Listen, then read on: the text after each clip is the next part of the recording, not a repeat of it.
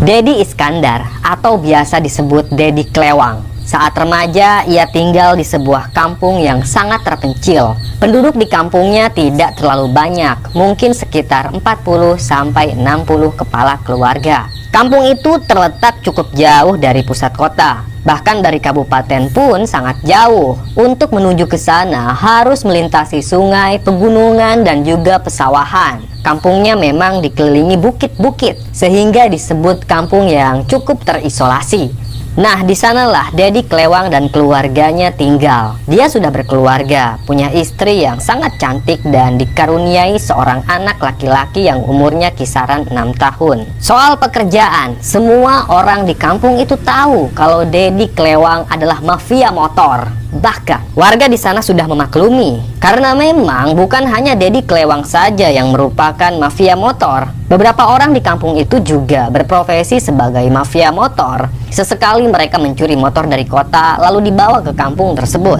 Anak buah Dedi Klewang juga bukan hanya 1 atau 2 orang, tapi banyakan. Mungkin ada 20 orang yang tersebar di berbagai kota.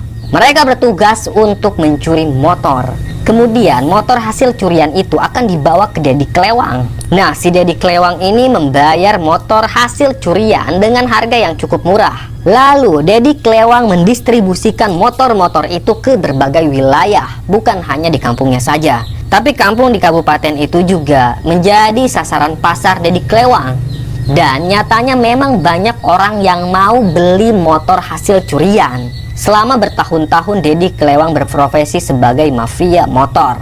Dia sempat diburu oleh polisi, tapi selalu lolos dan kasusnya itu selalu tenggelam. Yang artinya Dedi Klewang selamat dari kejaran polisi. Namun ada satu pepatah, sepandai-pandainya tupai melompat pasti akan jatuh pula. Begitulah yang dialami oleh Dedi Klewang. Sepandai-pandainya dia menjadi mafia, maka suatu saat pasti akan ditangkap oleh polisi. Dan hal itu terbukti. Pada suatu malam, tepatnya di malam Jumat, Dedi Klewang dan keluarganya sedang tidur pulas. Malam itu sekitar jam 1. Tiba-tiba saja terdengar bunyi tembakan yang menggelegar. Segera Dedi Klewang bangun. Dia sangat panik, kemudian mengambil jaketnya. "Ada apa, Pak?" tanya istrinya dengan panik. Istrinya itu sudah tahu kalau profesi suaminya tersebut adalah profesi yang sangat haram. "Aku harus pergi. Kalau ada polisi kesini, bilang aku tidak ada," timpal Dedi Klewang. Dedi keluar dari rumahnya.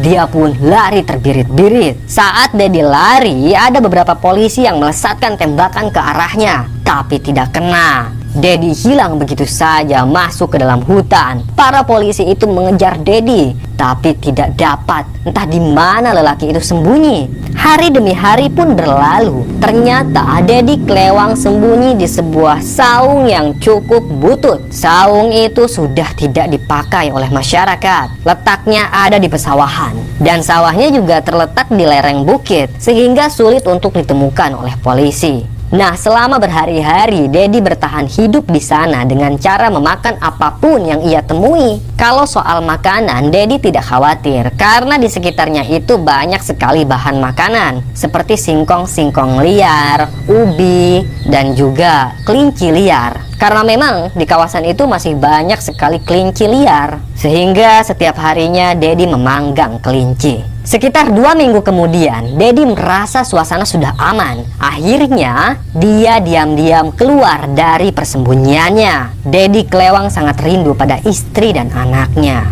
Namun nasib naas menimpa Dedi Klewang. Saat dia masuk ke perkampungan, ternyata banyak polisi yang berjaga di sana. Dedi pun diburu. Ia sempat lari terbirit-birit, namun kali ini Dedi berhasil ditangkap. Seorang polisi melesatkan tembakan. Timah panas pun menembus betisnya. Dedi berteriak kesakitan sambil memegangi kaki kanannya. Dengan cepat beberapa orang polisi meringkus Dedi Klewang. Mereka pun langsung menyeret Dedi Klewang seperti anjing yang terluka. Dedi Klewang dimasukkan ke dalam mobil polisi lalu dibawa ke kantor polisi.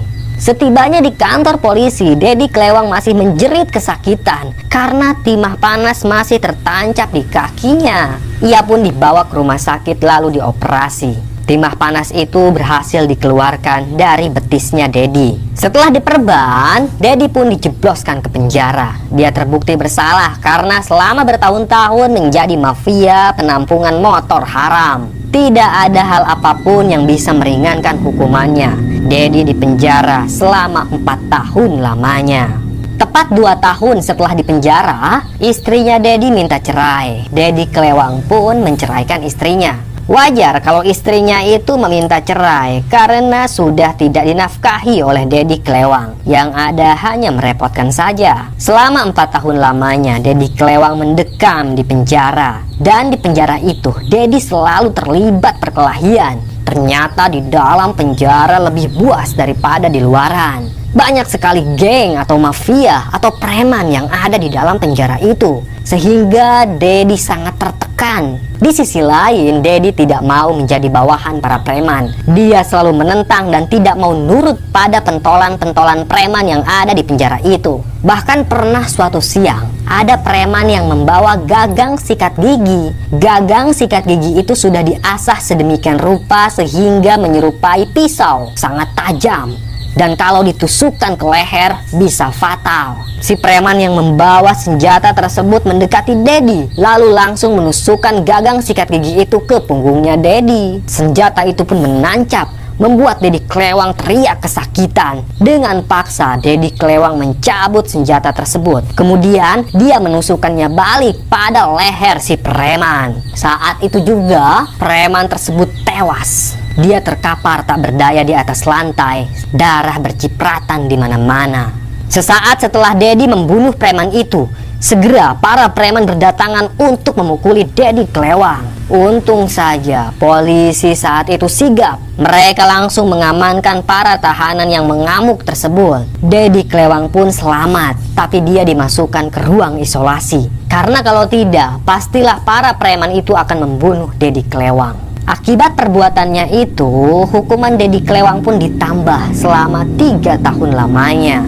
Dia dipenjara sangat lama. Dan yang lebih miris lagi, ruangan Dedi Klewang dipisah dengan para narapidana lain. Karena Dedi Klewang merupakan salah satu tahanan yang bandel dan tidak mau bergaul dengan para narapidana lainnya. Singkat cerita, bertahun-tahun kemudian, Dedi Klewang bebas dari penjara. Dia sudah tidak punya siapa-siapa di kampung. Dedi luntang-lantung. Karena bingung, akhirnya dia pergi ke pelabuhan Merak. Di sanalah Dedi Klewang mencari nafkah dengan cara menjadi tukang pikul. Ia sering membantu para penumpang untuk mengangkut barang-barangnya dinaikkan ke atas kapal. Karena pekerjaannya itu tidak menghasilkan banyak uang, akhirnya Dedi Klewang memutuskan untuk bergabung dengan salah satu geng preman yang berkuasa di sana. Ketua geng preman itu bernama Ucok. Dialah yang menjadi pemimpin para preman di pelabuhan Merak.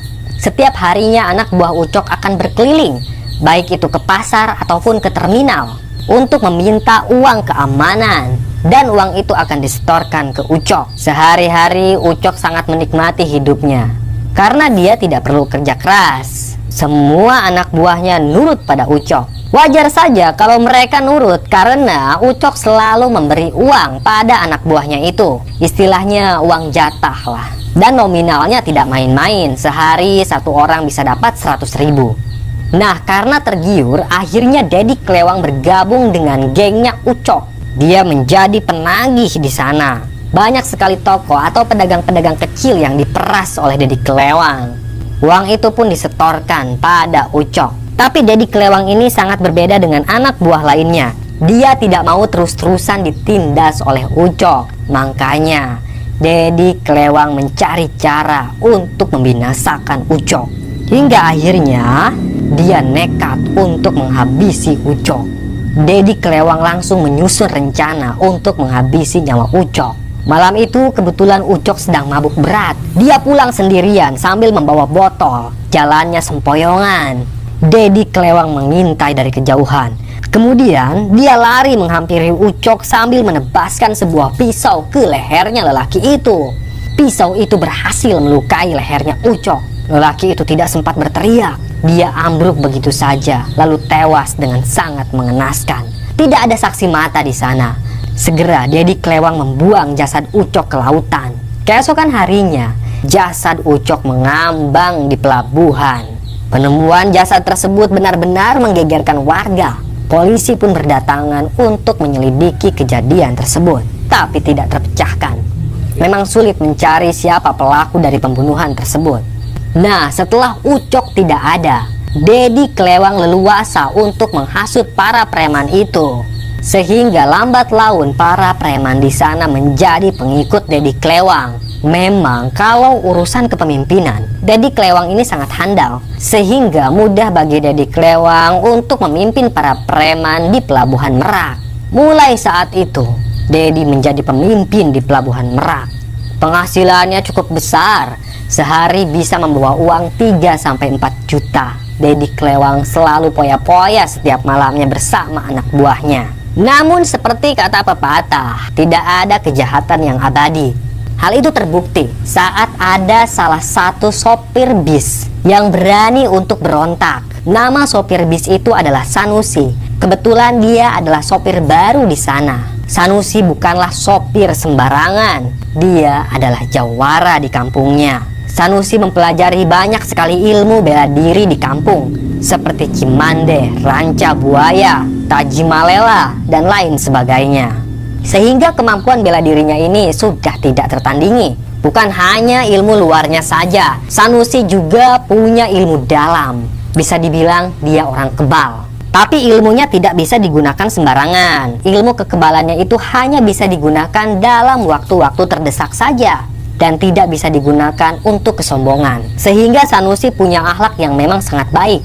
Walaupun dia sopir baru di Terminal Merak, tapi banyak sekali sopir-sopir yang sudah lama bekerja di sana menyukai kepribadiannya Sanusi, karena dia sangat ramah pada setiap orang. Nah, pada suatu sore ada salah satu preman yang datang ke terminal itu untuk minta jatah. Semua sopir di sana memberi jatah pada preman tersebut, kecuali Sanusi. Dia tidak mau memberi jatah keamanan. Kau, bayar uang keamanan, kata preman itu. Buat apa? Saya sudah aman di sini, ucap Sanusi. Berani ngebantah kau ya? Kuhancurkan mobilmu ini, ucap preman itu. Ya silakan aja bang, orang saya nggak salah apa-apa, timpal Sanusi. Karena kesal, preman itu merenggut kerah bajunya Sanusi, lalu menarik sopir itu keluar dari mobilnya. Sanusi tampak santai saja, dia tidak panik sedikit pun. Wajahnya malah sangat tengil. Bajingan kau ya, ucap preman itu sambil menghujamkan tinju ke wajahnya Sanusi. Saat itu Sanusi menangkis tinjuan si preman. Tangkisannya sangat keras, sehingga lengan kanannya preman yang krempeng itu langsung patah. Si preman pun ambruk sambil menjerit kesakitan. Dia menjerit sambil guling-guling seperti cacing kepanasan. Sementara tangan kanannya itu ngeplek karena tulangnya patah. Sanusi tidak mempedulikannya. Dia masuk kembali ke dalam mobil bis, lalu berangkat membawa penumpang ke Jakarta. 1 hari setelah kejadian itu, ada 10 preman yang mendatangi Sanusi. Preman itu membawa batu masing-masing. Kemudian batu itu dilemparkan pada bisnya Sanusi, sehingga kaca bis tersebut pecah. Para penumpang yang ada di dalam langsung ketakutan. Mereka lari keluar dari bis, lalu berteriak histeris. Sementara itu, bisnya Sanusi pecah-pecah, diserbu oleh para preman.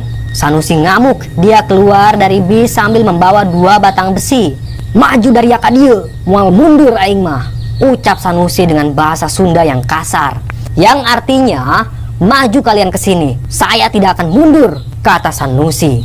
Para preman itu pun langsung mengeroyok Sanusi, tapi tidak ada satupun yang bisa melukai tubuh Sanusi. Bahkan sebaliknya, komplotan preman itu habis semua dihajar oleh Sanusi. Ada yang kepalanya bocor, ada yang tangannya patah, ada yang wajahnya bonyok kena sabetan besi. Sanusi sangat kelelahan, napasnya ngos-ngosan. Setelah keributan itu, polisi pun berdatangan. Mereka mengamankan Sanusi dan juga puluhan preman. Setelah Sanusi memberi keterangan di kantor polisi, akhirnya dinyatakan bahwa Sanusi memang tidak bersalah. Para preman itulah yang menyerang duluan, sehingga mengakibatkan kerugian finansial bagi Sanusi.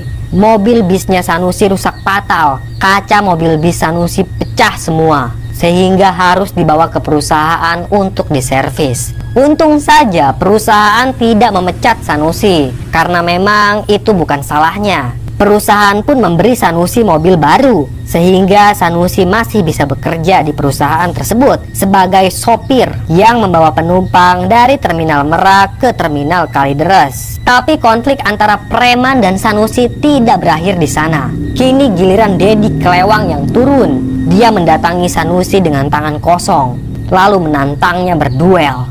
Tentu Sanusi tidak mau mundur. Dia bilang begini pada Dedi Klewang, "Heh, Dedi, aing moal kudu mundur, sebab di dunia ieu eueuh anu jago kecuali kotok, eueuh anu sempurna kecuali rokok." Jadi ulah jajawaraan dia, kata Sanusi dengan bahasa Sunda yang kasar, yang artinya, "Hei Dedi Klewang, saya tidak akan mundur, karena di dunia ini tidak ada yang jago kecuali ayam, dan tidak ada yang sempurna kecuali rokok. Jadi jangan sok preman kau," ucap Sanusi. Mereka pun berduel di terminal. Tapi jelas siapa pemenangnya? Tentu Sanusi.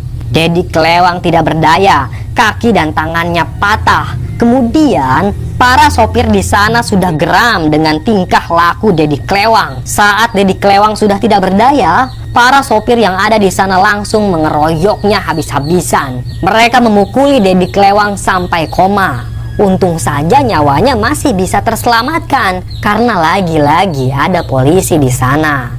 Polisi langsung membubarkan kericuhan tersebut.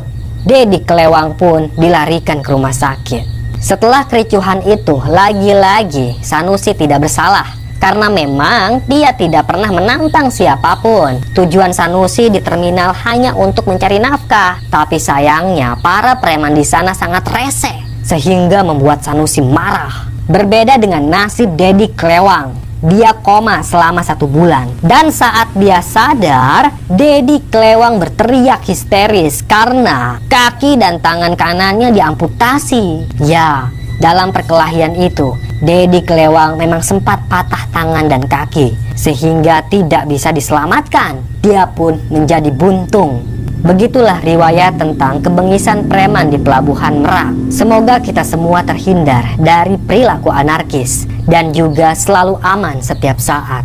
Selesai.